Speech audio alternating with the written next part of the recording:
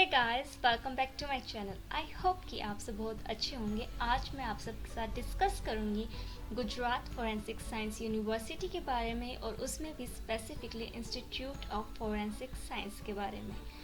वहाँ पे मैं आपको बताऊंगी कि वहाँ का कैंपस साइज़ क्या है, कौन कौन से डिफरेंट प्रोग्राम्स अवेलेबल है, वहाँ का एडमिशन रिक्वायरमेंट क्या है for masters degree and for the PhD degree, क्या फीस स्ट्रक्चर है, क्या प्लेसमेंट सर्विसेज है, cultural fest, sports facilities, infrastructure and many more.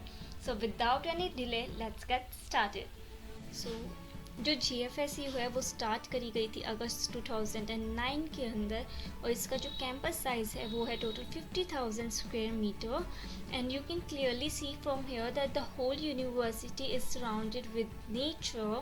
Let's talk about its different programs that are available in Institute of Forensic Science and what are their eligibility criteria. GFSU की official website है, यहाँ पे different जो programmes available है उनका eligibility criteria क्या है वो सब अवेलेबल है. MSc इन फोरेंसिक साइंस बैचलर, सो एलिजिबिलिटी क्राइटेरिया है इसके लिए bachelor degree in science, forensic science, medicine, engineering, pharmacy and the minimum percentage they require is 55%, and if you belong to some SC or ST card then it is 50%. And one more thing that I would like to add over here is that अगर आप यहाँ पर आते हो तो आपका ऐसा नहीं होगा कि डायरेक्ट एडमिशन है यहाँ पर आपके बैचलर्स डिग्री के बेसिस के ऊपर, वहाँ के नंबर्स के बेसिस के ऊपर, ऐसा नहीं है. पहले यूनिवर्सिटी जो है वो खुद अपना एक एंट्रेंस एग्ज़ाम रखती है, आपको वो क्लियर भी करना पड़ता है. उसके बाद ये सारे क्राइटेरियाज जो होते हैं वो साथ के साथ वैलिड होते हैं.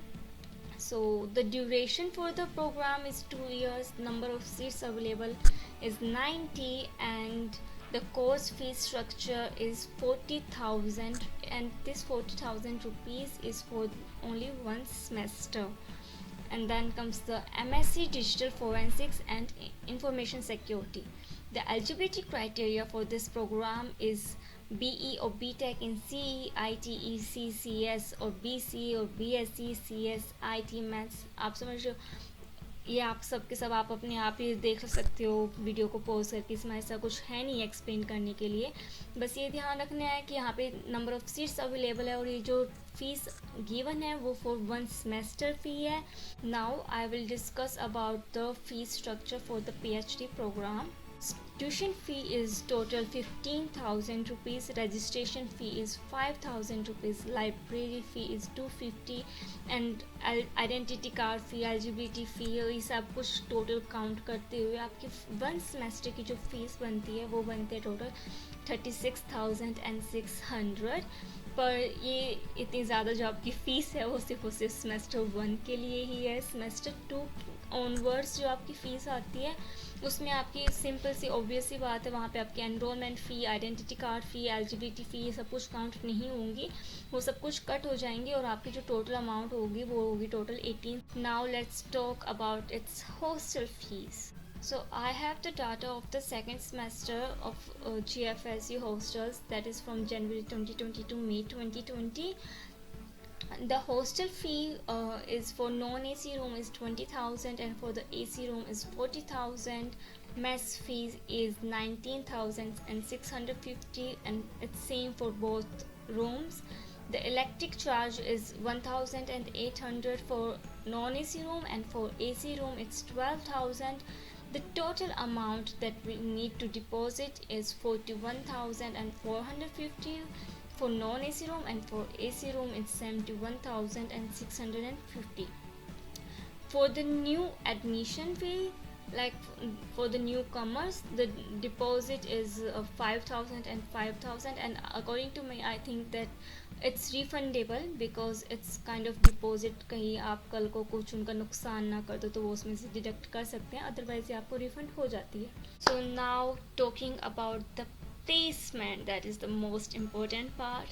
तो मैं कहूँगी कि मैंने उनकी काफ़ी सारी वेबसाइट्स को भी सर्च आउट किया था और मैंने जिन पर्सन के साथ, जिन व्यक्तियों के साथ कॉन्टेक्ट किए थे उनके अकॉर्डिंग भी जो मुझे इन्फॉर्मेशन मिली, तो मुझे ज़्यादातर प्लेसमेंट जो सर्विसेज जो मिली हैं वो GFSU की साइबर फील्ड के अंदर मिली है, डिजिटल फोरेंसिक्स फील्ड के अंदर मिली है. And to be honest with you, forensic science still अपने इन्फेंसी स्टेज में है, उसको काफ़ी ज़्यादा डेवलपमेंट की ज़रूरत है। और यहाँ पे हमारे इंडिया में इतनी ज़्यादा प्राइवेट जो अपॉर्चुनिटीज़ हैं वो अभी तक इस फील्ड में अवेलेबल नहीं है। मोस्टली जितनी भी अपॉर्चुनिटीज़ हैं वो सिर्फ और सिर्फ गवर्नमेंट के अंदर अवेलेबल है। तो डिजिटल फोरेंसिक और साइबर सिक्योरिटी, साइबर फील्ड एक ऐसी एरिया आ जाता है जहाँ पे काफ़ी सारी प्राइवेट अपॉर्चुनिटीज़ ओपन होते हैं। So I have the data from the MTech cyber security and incident response batch, that is batch of 2018 and 20. So there are 34 students who got placed, and that's the 1820 MSc Digital Forensic and Information Security report. 17 students got placed, and that's the 17 to 19 report. So I will say कि आपको अगर और भी ज़्यादा information लेनी है तो आप उनकी ऑफिशियल वेबसाइट के ऊपर जाएं। ऑफिशियल वेबसाइट के ऊपर जाके आप चेकआउट कर सकते हैं, वहाँ पे काफ़ी सारी अदर इन्फॉर्मेशन भी अवेलेबल है। सो अकॉर्डिंग टू मी, अगर मैं मेरी अपनी पर्सनल राय दूँ तो मैं यही कहूँगी कि अगर आप डिजिटल फोरेंसिक्स में या साइबर सिक्योरिटी के अंदर जाना चाहते हैं और आगे आप कंफर्म है कि आपको प्लेसमेंट लेनी ही है, then GFSU will be a very good option. You can opt it, and if you are a good studying student, then I believe that you will get placed over there. Now let's talk about कि वहाँ infrastructure कैसा होगा, वहाँ की mess का food की quality कैसी होगी, वहाँ पे स्पोर्ट्स कैसे होते होंगे. सो ये सब के आंसर्स ऑब्वियसली बात है, देखो मैं वहाँ पे पढ़ती नहीं हूँ तो मुझे भी नहीं पता होगा कि ये कैसा होगा वहाँ पर, कैसा नहीं होगा. So for that, to gain the genuine information about that university, मैंने वहाँ के कुछ स्टूडेंट्स के साथ कांटेक्ट किया था. कुछ पास आउट थे, कुछ वहाँ पे अभी भी पढ़ रहे हैं फोरेंसिक साइंस डोमेन के अंदर ही. सो अकॉर्डिंग टू दैम, जैसा उन्होंने मुझे बताया, I am going to give you that information. And फिर भी मैं आपको लोगों को ये ज़रूर कहूँगी कि अगर आपके मन में कोई भी अगर डाउट्स होते हैं जो आपको क्लियर करने होते हैं, वहाँ पे हर यूनिवर्सिटी का अपना एक मेल दिया होता है, फ़ोन नंबर दिए होते हैं, आप डायरेक्ट वहाँ पे उनके साथ कांटेक्ट करके भी पूछ सकते हो.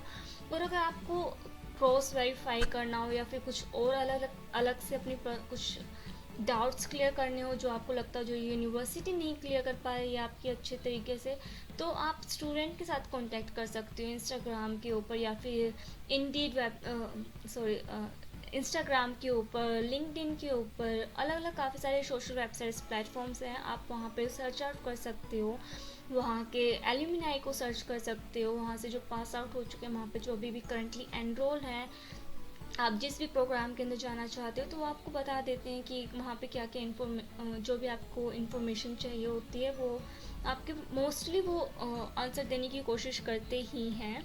सो अकॉर्डिंग टू दैम, जैसा उन्होंने मुझे बताया, तो the campus is full on greenery, काफ़ी ज़्यादा पीसफुल एरिया है. टॉकिंग अबाउट द इंफ्रास्ट्रक्चर भी काफ़ी अच्छा है वहाँ का. प्रोजेक्टर्स सब कुछ जैसे मॉडर्न क्लासेस होती हैं आपकी, वैसे ही वहाँ पे पढ़ाया भी जाता है. लैबोरेटरीज़ की मैं बात करूँ, हर तरह के वहाँ पे इंस्ट्रूमेंट्स अवेलेबल हैं. You just need to have that, बोलते हैं ना, आपके अंदर सीखने की इच्छा होनी चाहिए. And if you have that capability, if you want to learn something, then the teachers will always give you a hand and they will help you out.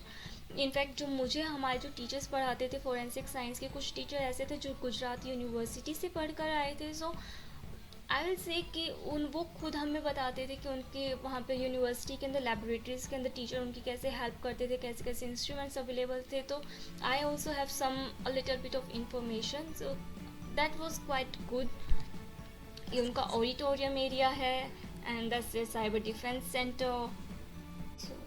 अगर मैं कल्चरल फेस्ट्स की बात करूँ तो वहाँ पे काफ़ी सारी कल्चरल एक्टिविटीज़ होती हैं, डिफरेंट काफ़ी सारे फंक्शंस कंडक्ट किए जाते हैं, क्योंकि ऑब्वियस सी बात है कि वहाँ पे सिर्फ आपके इंडिया के स्टूडेंट्स नहीं पढ़ रहे हैं, सिर्फ एक स्टेट के स्टूडेंट्स नहीं पढ़ रहे हैं, डिफरेंट स्टेट से, डिफरेंट कंट्रीज से वहाँ पे स्टूडेंट्स आते हैं स्टडी करने के लिए. तो आप मल्टी कल्चरल वहाँ पे इन्वायरमेंट में रहते हो, डिफरेंट कंट्रीज़ के कल्चर को सीखते हो, डिफरेंट स्टेट के कल्चर को सीखते हो. और वहाँ के जो स्टूडेंट्स होते हैं, काफ़ी सारे ऐसे फंक्शंस कंडक्ट किए जाते हैं जहाँ पे उस पर्टिकुलर स्टेट के कुछ स्टूडेंट्स कलेक्ट होते हैं, इकट्ठे होते हैं, गैदरिंग करी जाती है और वो अपने स्टेट को, अपने कल्चर को रिप्रेजेंट करते हैं।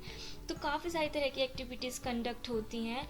और now let's talk about the sports meet. So now again, अगर आपके अंदर कैपेबिलिटीज़ हैं, अगर आपके अंदर एबिलिटीज़ हैं, तो आपको वो प्लेटफॉर्म दिया जाएगा जो आप चाहते होंगे, जिसके आप हकदार होंगे। और आपको इनफैक्ट दमन, दीव और डिफरेंट डिफरेंट स्टेट्स के अंदर भी आपको लेके जाया जाता है। If you have that abilities, if you have that capabilities, then you will definitely get a platform. So और कुछ छोटी मोटी कुछ बातें थी जो मुझे लगा कि आपको बतानी चाहिए, जो मुझे पता है। So I thought to give you that information.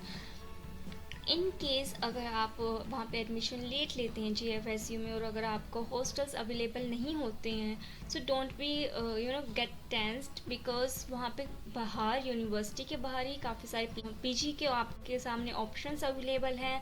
आप वहाँ पे चेकआउट कर सकते हो। और one another thing is that कि अगर आप डिफरेंट स्टेट से आ रहे हो, for example there will be the people who will come from the south, और अगर आप नॉर्थ से आ रहे हो या आप ईस्ट से भी आ रहे हो, सो इनफैक्ट, या अगर आप महाराष्ट्र से भी आ रहे हो, बिल्कुल पास जो एरिया लगता भी है, राजस्थान से भी आ रहे हैं, सो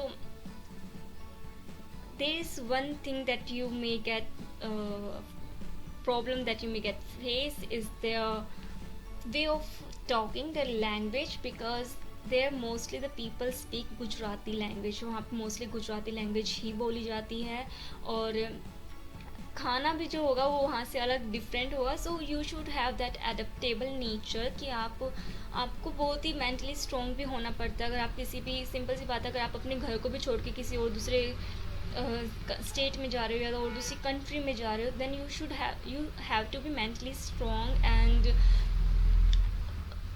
because you will face the different culture, you will face the different language, you will face the different way of living and many other factors. So be mentally prepared and do a lot of research, because whatsoever you are going to take, that will decide your life, that will decide your future. So please do a deep research in it, in whatsoever field you are going to select. And या that's it. I hope कि ये video आपको अच्छी लगी होगी और ये informative होगी आपके लिए। एंड अगेन, अगर ये आपने वीडियो लास्ट तक देखी है, so please do like, share and subscribe my channel, and I will see you in my next video. Till then, Tata.